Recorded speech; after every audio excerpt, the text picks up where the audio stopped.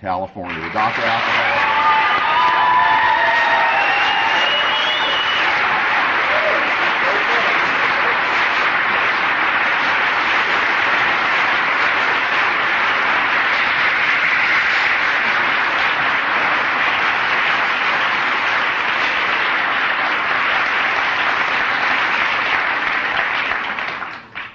Good evening. My name is Paul, and I'm the adult husband of a grateful member of Alanon.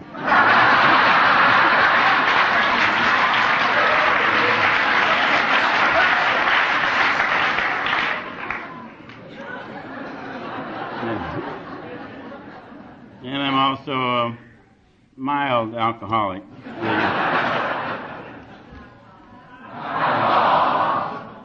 That was a marvelous introduction.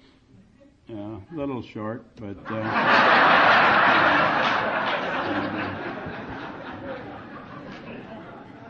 yeah, everybody disappeared. This is tremendous. Just tremendous.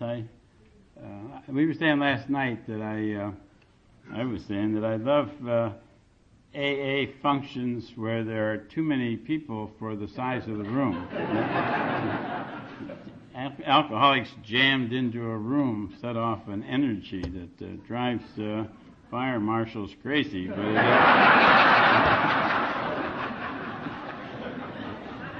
I love it. And I always have a feeling of discomfort for the people that have to stand. And then I realized, what the hell, I've got to stand.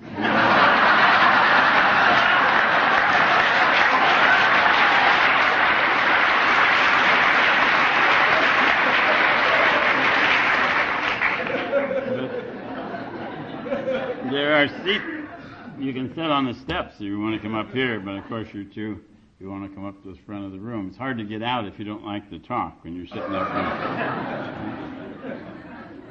I'm thoroughly convinced that being an alcoholic in Texas and in Fort Worth and in the Legacy group, it must be extremely easy to stay sober. Jeez, I can't imagine anybody having any problems amidst all this love and energy. It's just terrific. It's been a wonderful weekend for us. I just loved it. And as a matter of fact, talking about the crowd and the group, I was on a mail last night, and it seems to me that alcoholics are like honeybees.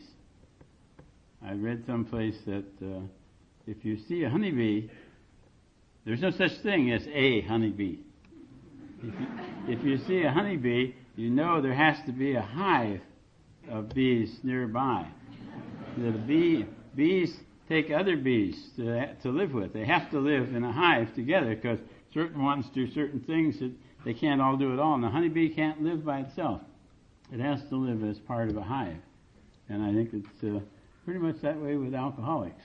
We need other honeybees. It reminds me of when many years ago, Max decided to buy a lot up in an orange grove. And I thought it was one of the dumbest suggestions ever. It turned out that that's where we built our house, and we lived there for 21 years. But at the time, it was just an orange grove, and it was we went out to see it, and for some unknown reason, we took a fellow, Ernie Fredder was his name. Ernie went with us, and Ernie was a salesman, the kind of salesman who likes to tell jokes. He's always talking, always telling jokes, and he went with us, and I don't know why.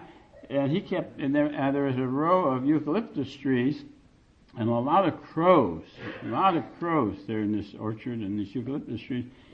And we were standing there trying to figure out if it was a corner lot, where would it be, if there was streets, if the streets were there, which weren't there.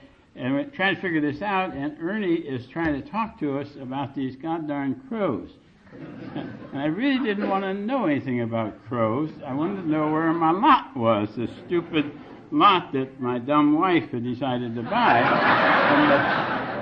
I had my own problems and didn't want to know about crows. And he was real fascinated because crows are so smart. He was talking about how smart crows are. He says crows can talk to each other, he said. They can talk to each other. And I didn't pay much attention to him. He says, well, did you know that crows, if you take crows from one part of the country and you mix them with crows from another part of the country, they can't understand each other. They have their own provincial language. And and I still didn't give a darn about his dumb crows. And I was still trying to figure out what the lot was. And he said, did you know that crows won't fly across an open field? That if there's a flock of crows flying along and they come to an open field, they'll stop and they'll send one crow out. And if that crow gets shot down, they'll know there's a hunter there. And I started to laugh and I said, well, hell, no wonder crows are so smart. All the dummies get shot down. You know?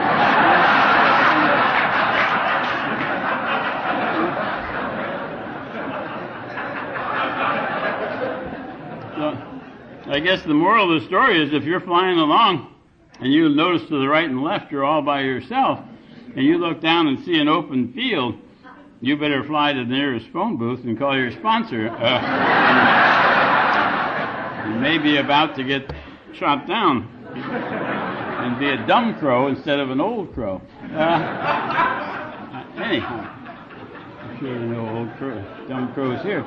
Anyway, I'm glad to be here. We've had a wonderful weekend. It's been just terrific. I've really enjoyed this so much. And a number of people have asked me how long I'm sober, how old I am, how the story get in the book. And I don't talk about it, the story in the book.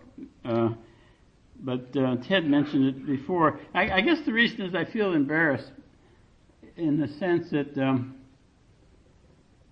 I don't know. I just guess I feel embarrassed, but I'm not embarrassed in talking about to you. It's as though, and my feel, part of the embarrassment comes from the fact that I had nothing to do with it. I thought that putting my story in the book was just about as brilliant an idea as me coming to AA in the first place. Well, it really wasn't funny. I came to AA by mistake. I was not meant to be here. But in the same way with the story, it's only a matter of a month or maybe a couple or 3 months by now that I was looking through a file of correspondence I had with the Grapevine, because I had sent 8 or 10 articles into the Grapevine over the first few years, and in writing back about one of them, the one called "No Pills to Alcoholics," there was an article on why alcoholics shouldn't take pills or what pills they could or couldn't take.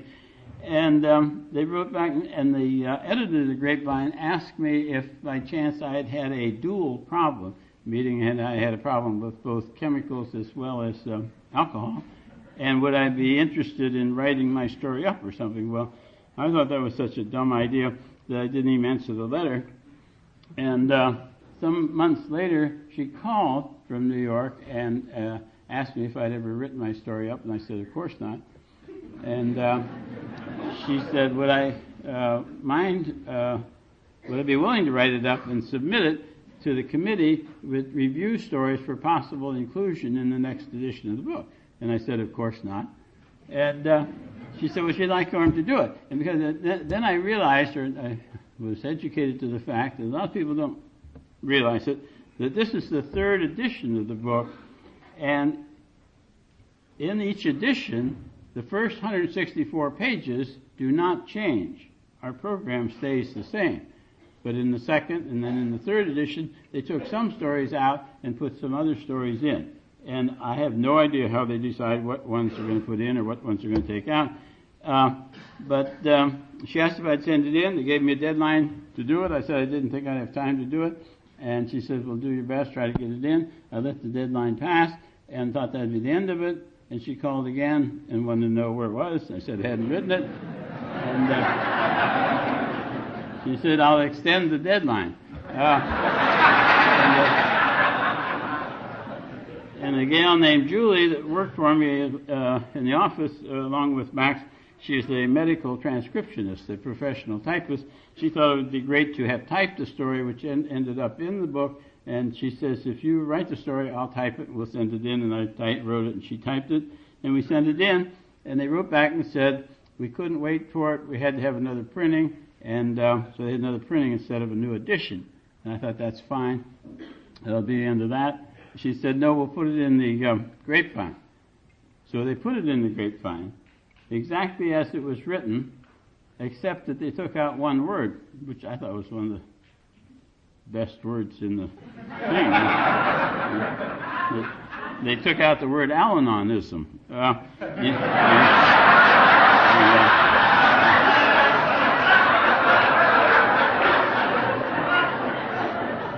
That's what Stacy was talking about this afternoon. She said she didn't like the idea of people calling spouses of alcoholics Alanons if indeed they don't go to Alanon and don't go to meetings and don't do the Alanon steps and work the program.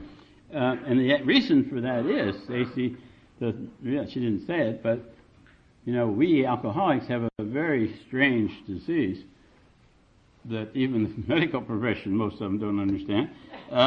It's a very strange disease, but it's called alcoholism. And the Alanons, their disease is so strange that nobody's even thought of a name for it yet. And so I was going to call it Alanonism, and they took it out of the story. And but I love Alanon.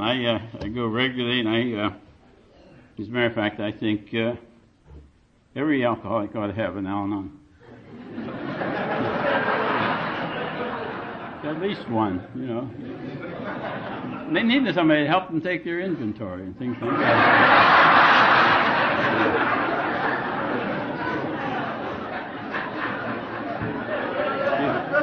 You shouldn't laugh at the Alanons. You should never laugh at the Alanons. Our book speaks very kindly of them, says they're not at fault. They seem to have been born that way, but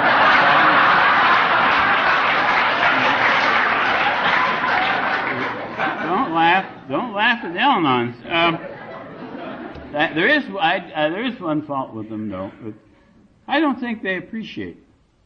I really don't think the Alanons appreciate how hard we worked to make them what they are today. They need to be reminded of it. I tell Max every so often, by God, if it wasn't for me, you wouldn't even be an Alanon.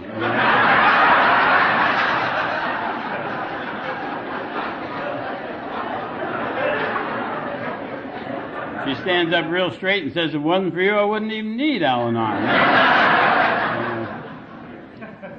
And anyhow, they took that word out, and and they put it in the grapevine, and in the grapevine they put it under the title that I had sent it in under, Bronze Moccasins. And even on the front of the grapevine they had a cartoon of a pair of moccasins. And then, later on, when they did put out the third edition of the book, they changed the title to what it is today. Doctor, Addict, Alcoholic. And as far, my guess is, I don't know any of this. I'm just guessing at why this all happened, because they didn't even let me know they were going to put out a new edition and put the story in. In fact, the central office called up and said to Max, does Doctor know his story is in the new third edition of the book?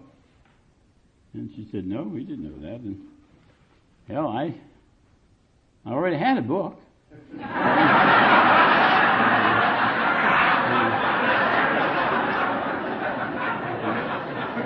I had to go out and buy another one. And I had two books, for God's sake. But in the grapevine, you send an article in the grapevine, they'll send you an advance copy. A month ahead of time, you get a free copy of the grapevine. I had to go and buy another one. Anyway, and they changed the title, as they say. And that's the only thing I can figure out, that they wanted one that it could be a professional and have both alcohol and chemical addiction. And being addict doesn't make you not an alcoholic. On the other hand, I don't think if you're not an alcoholic, having some other problem doesn't make you an alcoholic. And I think that was the point they were trying to make. And that's how the thing got in there. And that was, so the people that asked me, did I know Bill W. and all those? No, I don't go back quite that far. I go back that far with Max. Max was talking this afternoon, too. It's a good thing not all of you were there to hear that. They grossly exaggerated.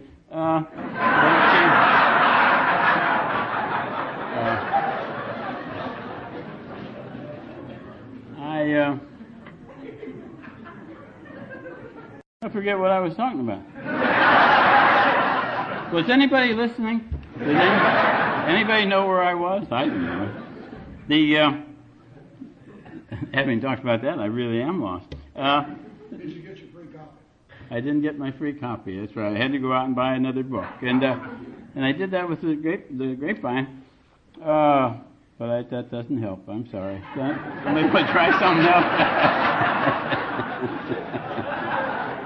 But the point about me being sent to AA, and you're laughing about that really wasn't funny at all, because I wasn't an alcoholic.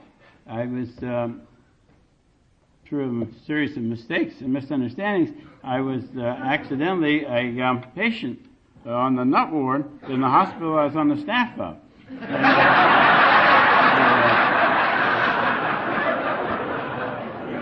I had a brain tumor.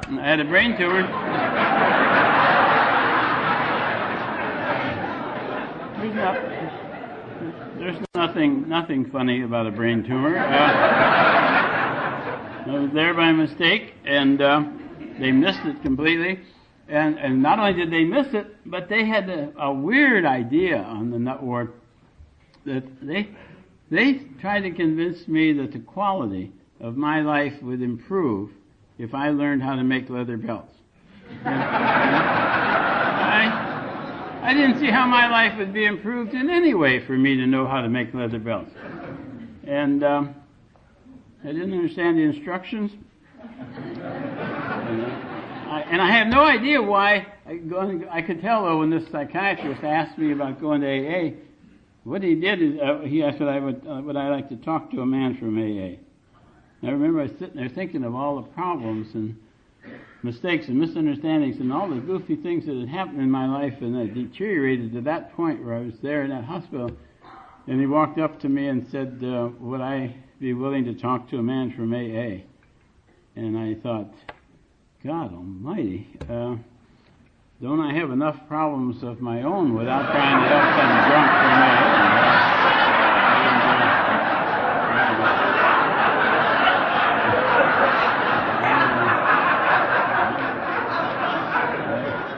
Didn't even like alcoholics, for God's sake. I didn't know how to treat alcoholics. But I could tell by the look on his face. I could just tell. I felt kind of guilty that I could read him that well. I could just tell by the look on his face that he'd be happy if I said yes. And I don't know if you know it, but I'm sure none of you have ever been on a nut ward. But if you ever are, for a chance, you'll find that happiness on a nut ward is having a happy psychiatrist. It's nice to have a happy psychiatrist. And I went off to one of these AA meetings, and he really got interested in me. They paid a lot of attention. Talked to me what they did, what they said, what went on, what it was like, when was I going again. And I thought, oh my God, I've got me an alcoholic psychiatrist. And he's sending me to meetings because he's ashamed to go. And,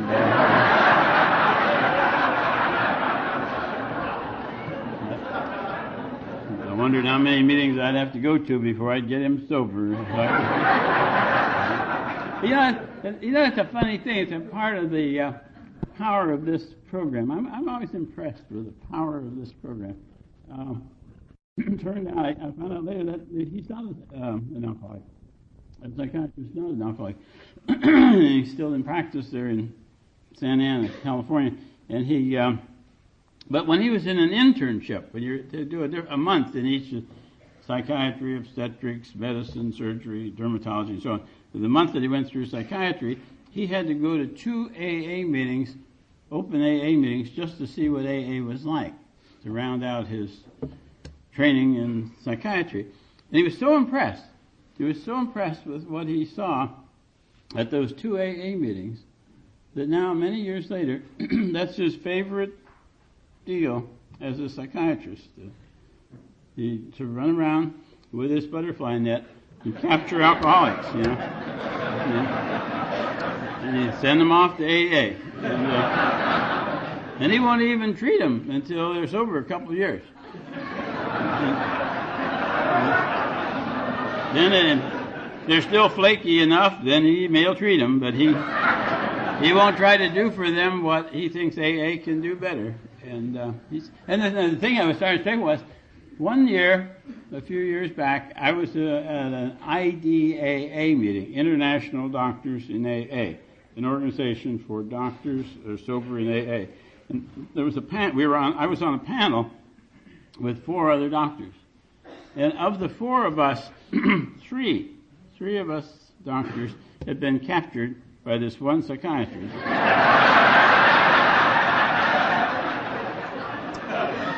and had been sentenced to AA, and the 4th one of us had been captured by one of the 3 of us. And all 4 of us at that time were working full time in the field of alcoholism, chemical dependency. So just think over the years how many alcoholics, the ripple effect of how many alcoholics have been helped by that 2 AA meetings that one non-alcoholic psychiatrist went to. Somehow that really impresses me. And a different kind of story of that type, though, the power of this program. At our home group, we, Wednesday night, Laguna Beach, everyone in the area, get down there. Somebody said to me last night, they said, "Where are you from?" I said, "Laguna, Niguel." He looked at me kind of blank. I said, "Is this near Laguna Beach?" He looked at me kind of blank. I said, "Is this on the coast from Mission Viejo?" He looked at me kind of blank. I says, "It's about halfway between San Diego and Los." He says, "Oh, California."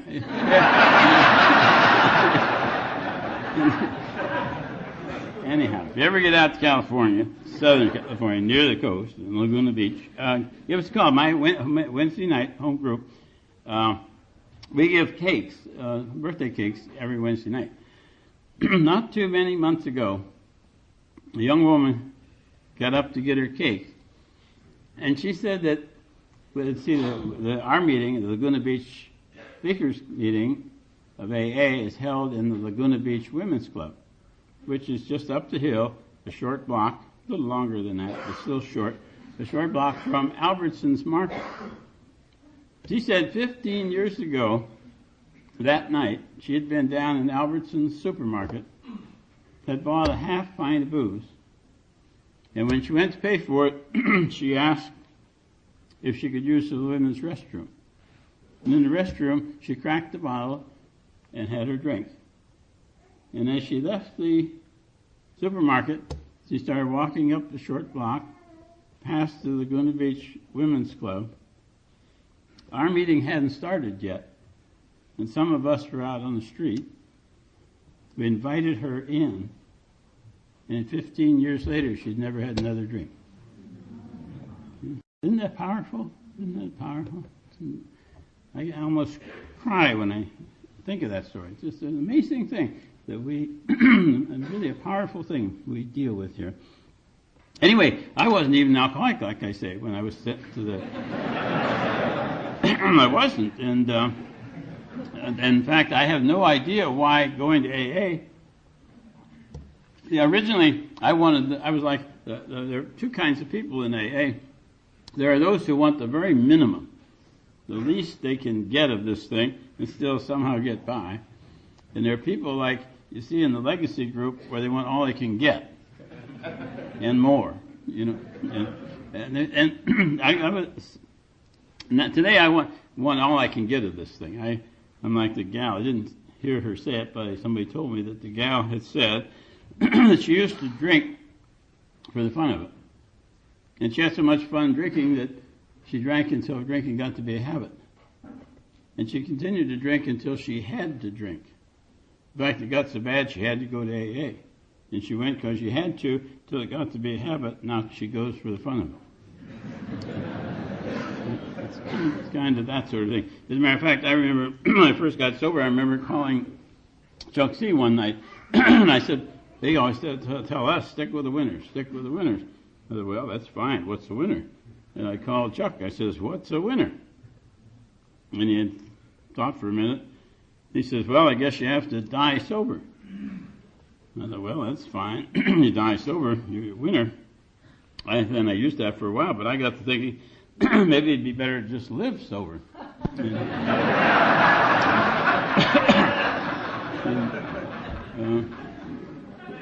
And then I got the idea that I'd like to be a successful member of AA. That was my goal, to be a successful member of AA. And over the years, my definition of success has varied a little bit. But essentially, I want to be a successful member of AA. More recently, I've been in the thing where I want to get, I don't know how much time I got left, but in whatever time, I'm sure there's a lot of time left, but whatever time there is, I want to get everything I can out of this program. I'm just trying to get everything I can out of this program. It's a lot there. I want it all. I want as much as I can get. And so I'm more into that category. But of all the things I've been to in AA, of all this variety of things, functions and so on, I've never been to an AA function where they had a occupational therapy booth. And I don't know why you'd have thought there'd have to be an occupational therapy booth, because I went back to that hospital and I made the most beautiful pair of moccasins you've ever seen. Pair of moccasins and a half a wallet. And I just loved those moccasins. They looked good, they felt good, they wore good. It took 7 years. They would tongs would break, I'd repair them. 7 years it took before those moccasins wore out to the point where I couldn't repair them anymore. And I felt bad. Not bad enough to go back and make another pair. But I guess Max was afraid that I might. And so for my 7th AA birthday, my dear Alanon wife had my moccasins bronzed. And I love my bronze moccasins. I figure as long as I remember where they came from, I won't have to go back and make another pair. And I just love them, even though they're not nearly as comfortable anymore.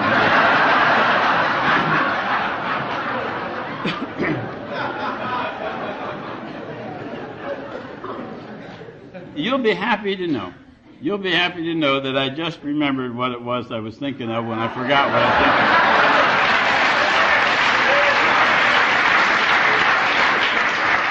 See, ordinarily it's your loss, because I think of it on the way home. You know. I was thinking, I don't know how it's that we were talking about duration and time with Max. Max and we were thinking of age and that. I was talking about how long I'd been sober and about the history of the thing being in the book. And people have been asking me how old I am. They want to know how old Max is, but they won't ask her. They say, how old is Paul? And I'll be 72 in November. And Max and I have been emotionally involved with each other since 4 years of age.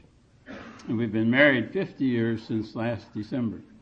And that's AA.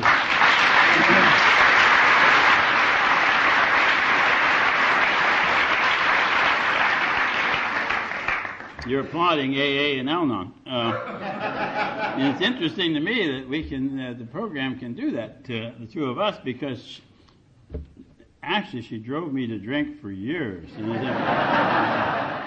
it's amazing how the change in both of us, especially her. In fact, what we have now, it's like, I was talking about Chuck C, it's kind of like Elsa C says, when you have two people on the program and they're both growing, because if people on the program, if they're not both growing, they don't grow together, they're going to grow apart. This way. And even then you grow in fits and starts, so you feel like you're apart a lot of the time. And you got to hang in there until they catch up to you. And worse than that is if you're the one down here.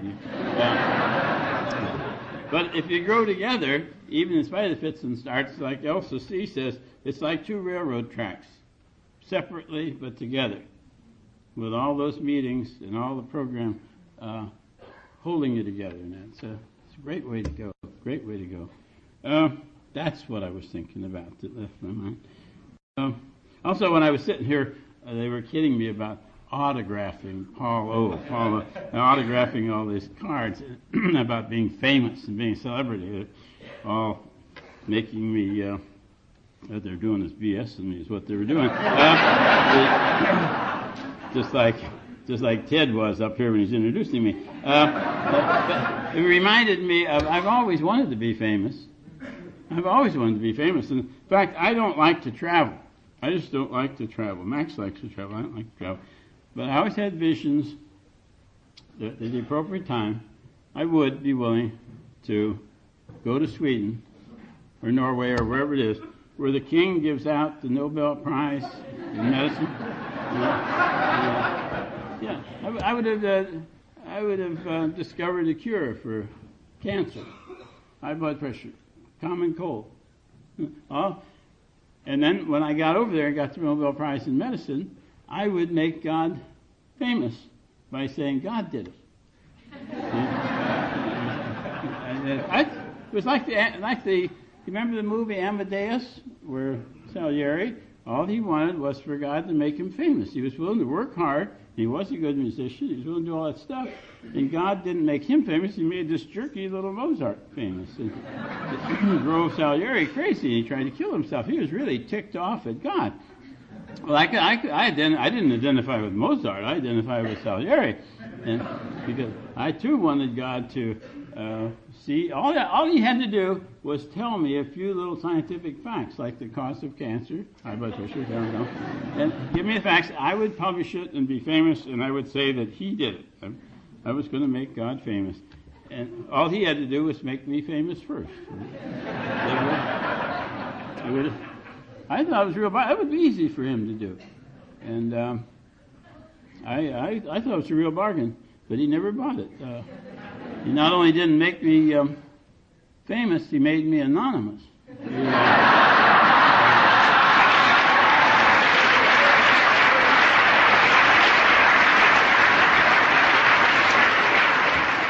The point was, as I said, I wasn't even an alcoholic when I came here. And I wasn't. And I thought you got alcoholism by drinking. And that's not true. You don't get alcoholism from drinking. You get drunk from drinking. But you get alcoholism by associating with alcoholics. It's a contagious disease. It's a virus. It's a virus, and it affects your brain. It goes in through your ears. You have to be careful what you listen to when you're around alcoholics. But that's how they give it to you. You hear them say, well, they did something, and you say, gee, I did something like that. I felt like that when I did that. You suppose I might be an alcoholic? Boom, just like that, you're an alcoholic. You become an alcoholic in an instant. We're instant alcoholics. And the bad part about it is, once you got it, you can't get rid of it. I thought I'd get rid of it by giving it to somebody else. I didn't want it. And that made it worse. The more I gave it away, the more I had it.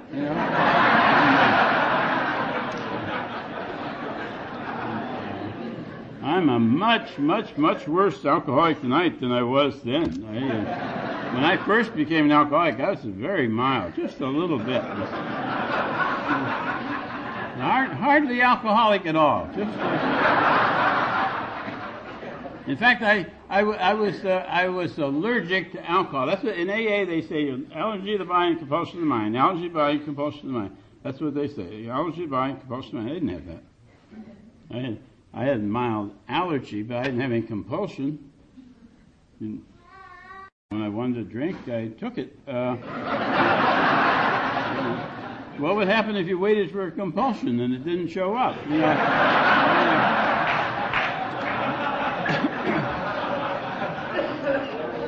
But I did have an allergy. I had an allergy. And I had an allergy to alcohol, but I wasn't a drunkard. I wasn't a wino. I wasn't a lush. I certainly wasn't a Skid Row bum. There's a whole lot of things I wasn't. But I had an alcohol allergy. I react peculiarly to the drug alcohol. I do weird, and alcohol affects me weirdly. Drinking alcohol makes me thirsty.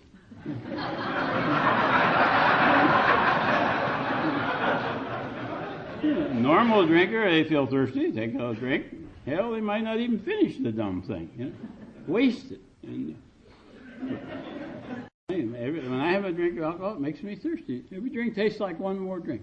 In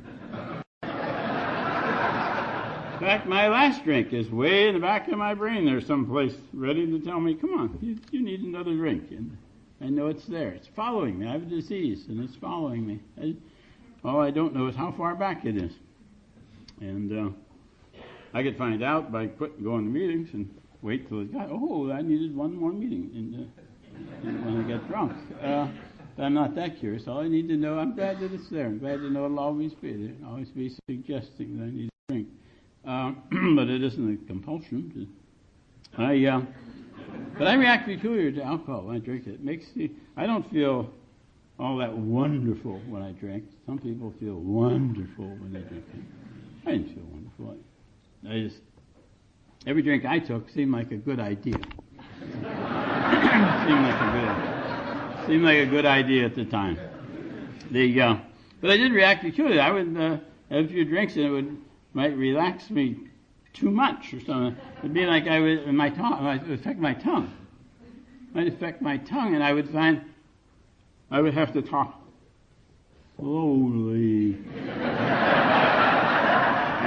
and deliberately, so nobody would notice.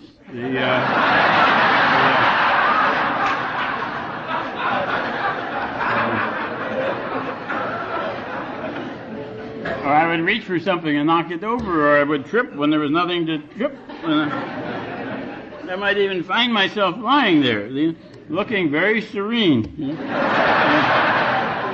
And I think, get up, you fool. People will think you're drunk. And my mind would say, what do you mean, get up? We're paralyzed from the ears down. I think, isn't that strange that I can't move? I never heard of anybody that when they drank they got paralyzed from the ears down. I must have an idiosyncrasy to alcohol. I have an abnormal response to this medication. I have a peculiar response to this drug, this medicine. And I have an allergy. I'll have to ask somebody about that sometime. I was in medical school at the time. It was back a little ways. And I thought in medical school, and I was thinking, well, I'd ask some allergy professor or something sometime. But I never found anybody to ask. You can't ask just anybody a question like that. They're very prone to say, well, I don't know, but if it affects me that way, I just wouldn't drink it anymore.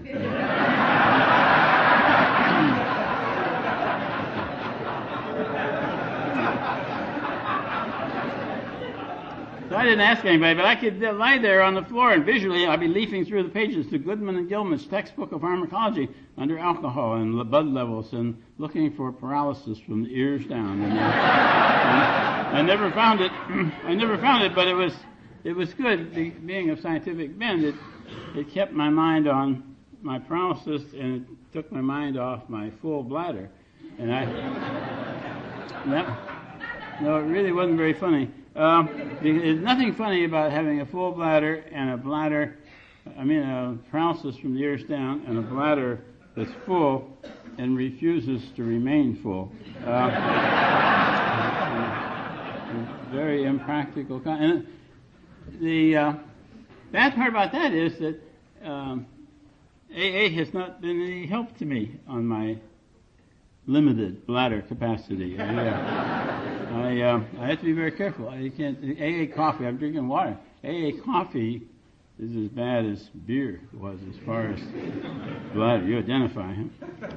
Yeah, my bladder capacity. But I'm not complaining because even though my capacity is no better, my aim is a whole lot better.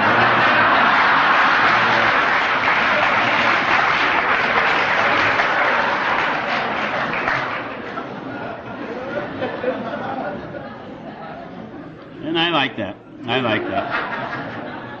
And Max likes that too.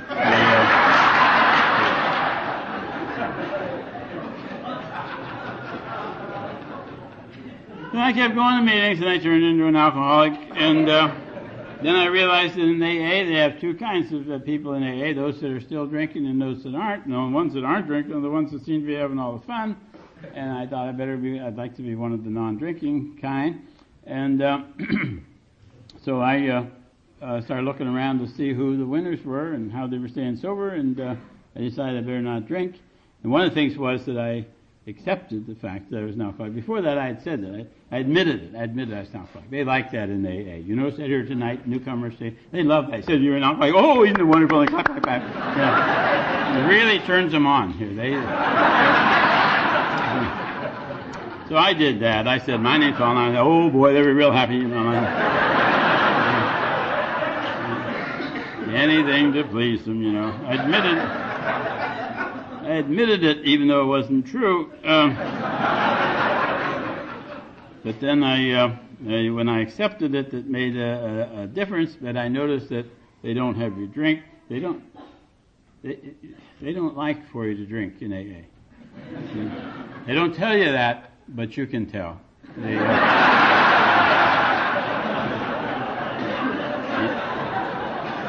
You notice that, newcomers? They didn't say to you, don't you drink now. There was none of that, but boy, you can tell. They don't like the drinking part. It's really a non-drinking program. So I figured I got to quit drinking, but I was afraid to quit drinking because I've quit drinking many times. And every time I quit drinking, I ended up drunk. And now here I am. I'm a drinking alcoholic, and I can't quit because I'll get drunk. And didn't know what to do, and didn't want to ask anybody. When you're a doctor, you don't ask people. And I heard some of the dumb things they said in AA. They said a lot of dumb things. I remember the time the guy said, if I don't drink today, I'm a success today. And I thought, oh, God, what kind of an organization is this where they brag about not having a lousy beer, for God's sake? And then this thing that Ted says, if you don't drink today, you won't get drunk today. Now, any damn fool knows that.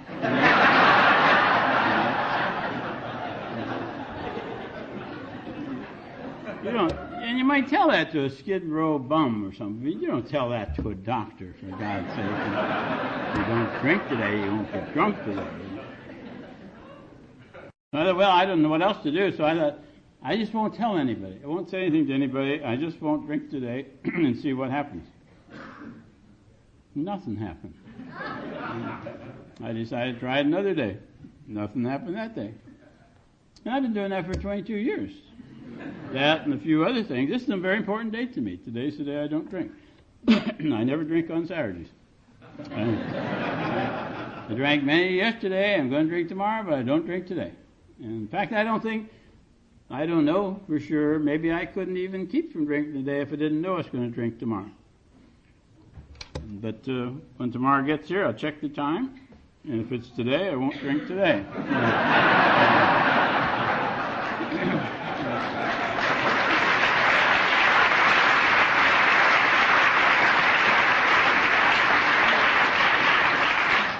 And I haven't been drunk since the last time I quit drinking. So it's worked well for me. That and a few other things, having a sponsor. And somebody asked me who my sponsor was, and a guy named Jack N. He and I used to go to meetings together. He and his wife and Max and I go to meetings together. And he was a month or two longer in the program than I was. And one night the men's stag meeting was jumping on me because I didn't have a sponsor when I was whining about something Max had done. And I was telling him about it. So I said, what about you? Why don't you be my sponsor? And he said, well, I'll be your sponsor if you'll be my sponsor. So we've been sponsoring each other ever since. Short time later, he had a one-night testing to see if they were making alcohol different than they were. I love the research workers in AA. God bless them. And don't ever, we need them. We need the research workers. And he found out it didn't work, so he came back. So now I'm a couple of months ahead of him. But we sponsor each other, so we call each other twice as often. He's a great guy. Great guy.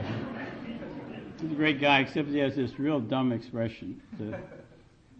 Real dumb expression. No matter what your problem is, no matter what you're complaining about, he says, well, whatever. What am I supposed to do with, well, whatever? When he's describing his problems and all the trouble he's going through, and he can end up saying, well, whatever. I tell Max, boy, doesn't Jack work a wonderful program? Doesn't he walk up I've told the story many times, but I used to think that I would have done much more with my life if things had been different. Circumstances screwed it up, and my life would have been so much different if there had been more crime. My father hadn't been in Alliance, Ohio. Had been in a big town like Fort Worth, and he hadn't been a doctor instead of a druggist. And Max had been more cooperative. We hadn't adopted those two girls, and especially if Max would act differently. You know, and somebody ought to know what it's like to live with Max, so that they understand why I haven't done more with my life than I have. And I would call him up. Somebody ought to know, and I would call him up. That's what it was like living with Max. And I called him up one time when she had done something really horrendous that I can't recall at the moment.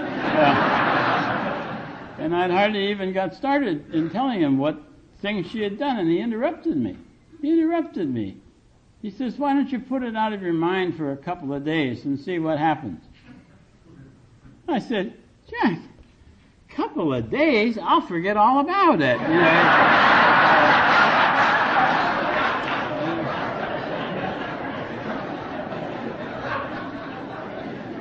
And that's the big problem with problems. That's the problem with problems. Problems have a very high infant mortality. You can't neglect problems for any length of time at all, because they just wither and die. I mean,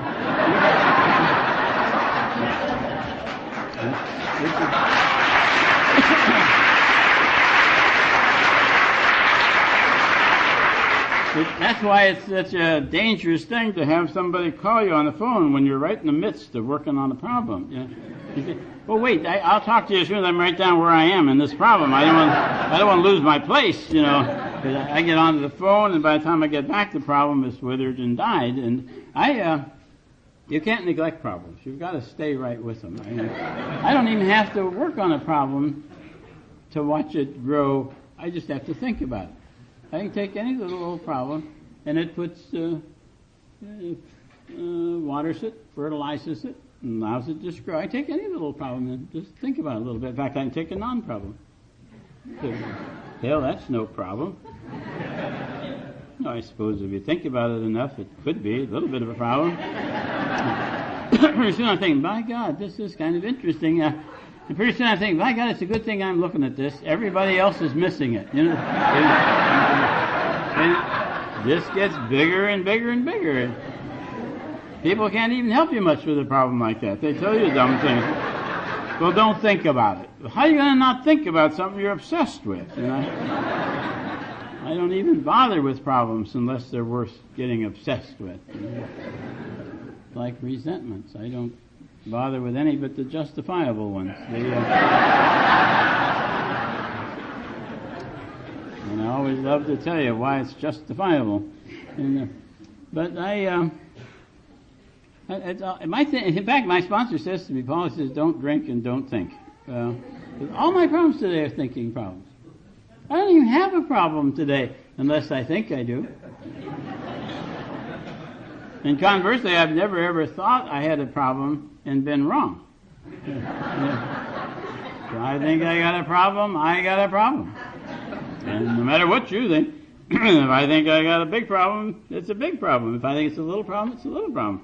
And if I don't think I have a problem, I don't have a problem, no matter what anybody else thinks. I determine whether or not I have a problem and the size of my problems.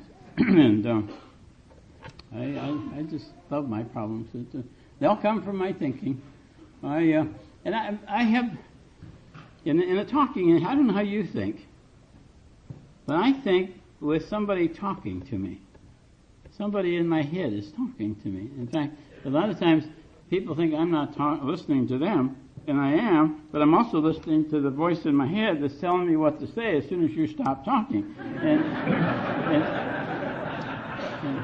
And sometimes there's more than one. They're arguing with me as to what and they even get to fighting among themselves as to what they're going to tell me when you stop talking. That's how my head is all the time. Somebody talk. And if I do get to drinking a lot of coffee, get a lot of caffeine, and they really get wired up and talk. After the midnight, I go home, want to go lie down, my body wants to go to sleep, my brain says, "No, let's lay here and talk about it a while."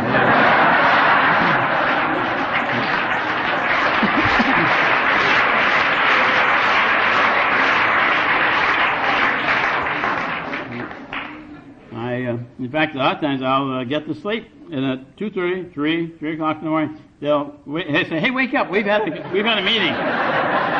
This is an emergency. We need to talk to you." You know that thing that went on today that you thought went so well, and they're so happy with you about? Wasn't like that at all. They're really ticked off at you. Wait till morning, you'll find out. I think, well, I don't want to listen to that crap. And I'll roll over and go back to sleep. And just as I'm about to lose consciousness, I'll think to myself, boy, I'm glad I'm not thinking about that anymore. Then they'll say, hey, you know, that's not the only time you did that. About 6 months ago you did. As a matter of fact, you've done a lot of dumb. Let's spend the rest of the night making lists of dumb things that you've done. You don't want to write your fourth? By God, we'll write it tonight. And they just love to think of dumb things that I've done throughout my life. And that's the way that goes. And anyhow, I better shut up and sit down. That's what I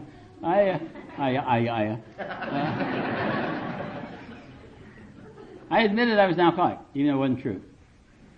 I accepted the fact that I was an alcoholic, and I haven't had a drink since. And today I approve of the fact that I'm an alcoholic. Acceptance is not approval. And that's a tricky thing, because we are taught, if you look it up in the dictionary, and look up the word acceptance, and it'll tell you that you accept receipt of something that you approve of. If you're buying merchandise, if you don't like the merchandise, you don't accept it. If they've already delivered it, you've accepted it, you don't like it, you return it. And they apologize and take it back, or more or less, take it back. But you don't accept things unless you approve of them. But that's in the outside world. But we live in two worlds. There's the world outside my head and the world inside my head. And in that world, approval has absolutely nothing to do with it. Life is... somebody sent me a cartoon, not a cartoon, a poster. Said, life is, and we have thoughts about it. And, we decide whether we like life or not, and it really matters, it doesn't matter at all whether we approve, because there's nobody to complain to. Nobody but God himself. And I can't imagine any angel running to God and say, hey, Paul doesn't approve of what you just did. And I certainly can't imagine God saying, oh my God, we can't stand that, go down and change it. The customer is not always right when God's doing it. He really doesn't care, I guess. I don't know, but I had the feeling that someday that it'll all make sense when I can see the whole big picture. But he doesn't have to have it make sense to me in order to allow it to be that way today. As a matter of fact, I remember one day I flicked on the radio or TV, Robert Schuller was talking, and he said that the question of why. Robert Schuller said that when people ask God why, they don't want a reason, they want an argument. And essentially, a fact of why is an impediment to my happiness. Because I'm saying, if you'll explain to me why it's this way, in such a way that I like your explanation, then I'll accept the way it is. But until you do that, I'm not going to accept it. And what I need to do is to accept it as it is and decide to tell myself that that's the way it is because that's the way it is. And once I've accepted it and I move on, then a lot of times I'll understand why it was that way. It'll come to me intuitively, retrospectively, and I'll say, oh, that's why that was, when I no longer care how we got that way. And we move on. It impresses me that I haven't had a drink since I said, I really accepted my alcoholism. A mild case, but I accepted it. And I got it by mistake. I was never meant to be an alcoholic. My mother never suggested I be president of AA. No school counselor ever said, but what about being an alcoholic? They have a lot of fun. You want to be an alcoholic?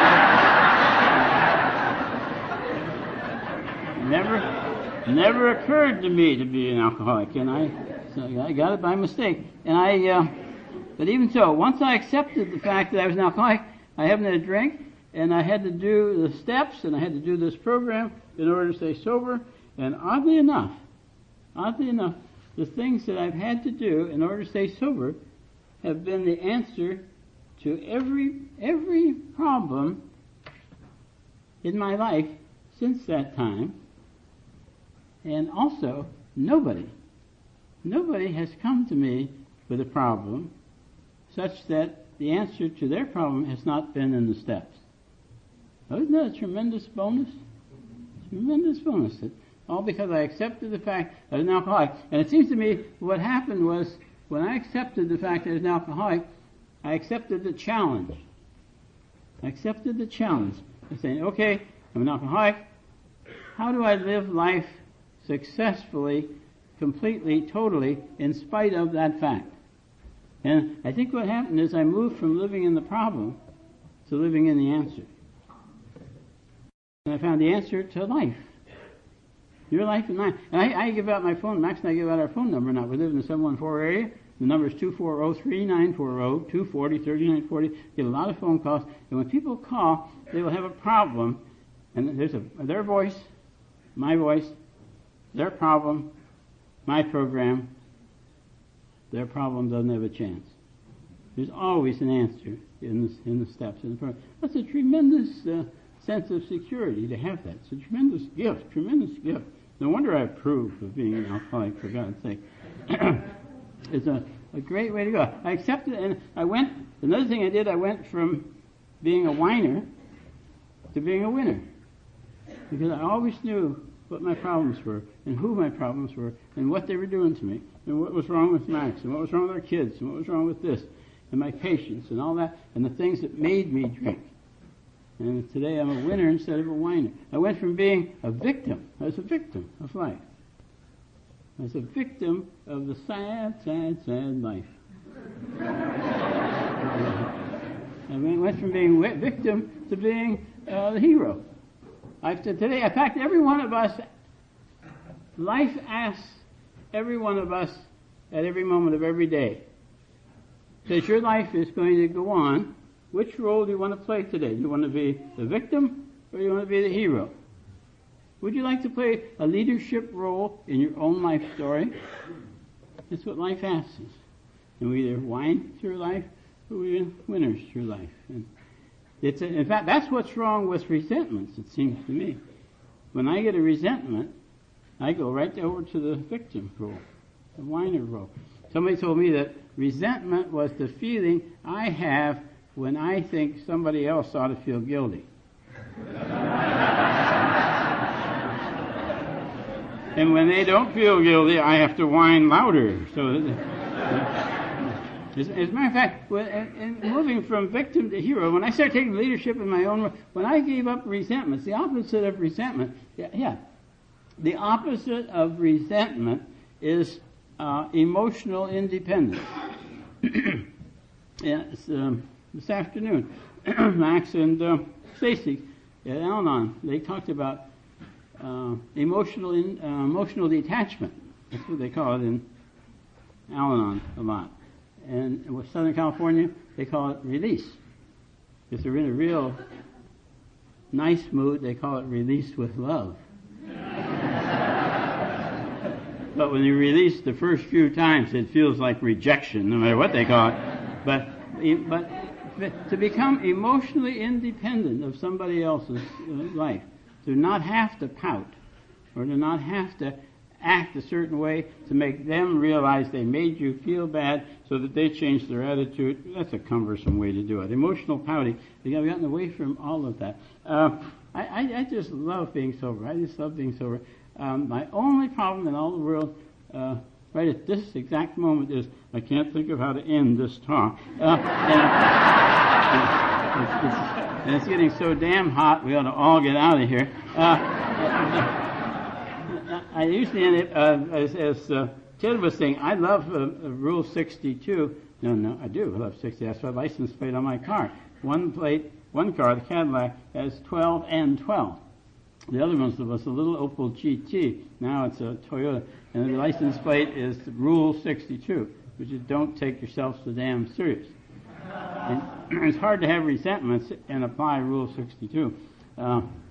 Because, anyway, when they started to say was, he said, we absolutely insist on enjoying life. He said it was near the bottom of the page. That's wrong. We absolutely insist on life is in the middle of page 132. Very middle. I've counted it. There's 16 lines above it. Yourself. I bet you go home and check it.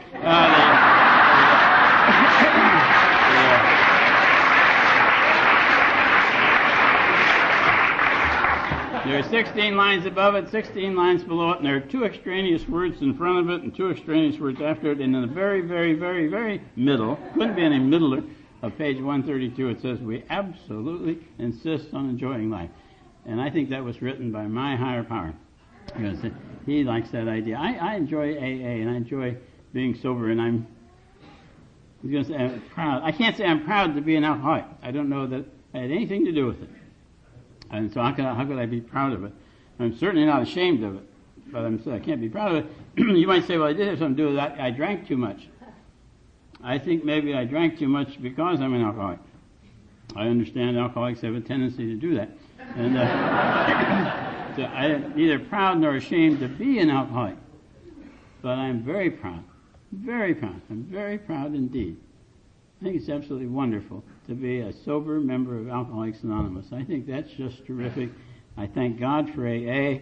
I thank AA for my sobriety. And I thank you guys for having us here tonight. Thank you very much.